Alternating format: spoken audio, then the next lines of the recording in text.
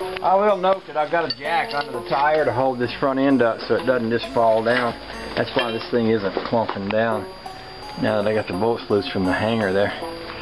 My next challenge is going to be getting these screws out. These are torque headed.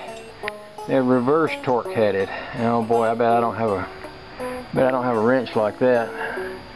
And it'd be nice if I could get this box down low enough where I can get to it really well, but not so much. Unless I undo the fastener up here that's holding it on. I've got a U-joint connection right up in there. But this one here I could probably heat and get something on that and turn it. That one up in there is going to be a lot harder to get to. And if I could twist the box too, that would help. Let's see what we can do with that.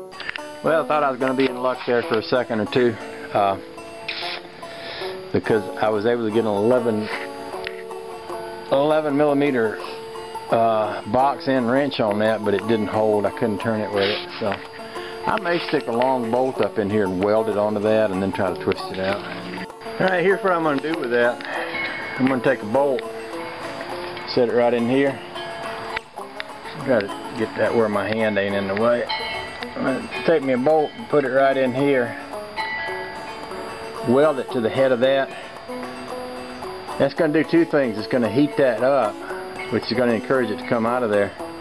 And it's also going to give me something I can put a wrench on out here and turn.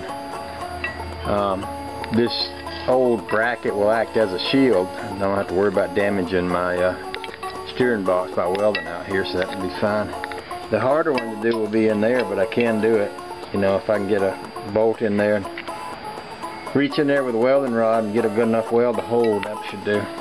Usually if you heat something up like that, it'll come out pretty good too. So I'm going to move this tarp back so I don't set it on fire.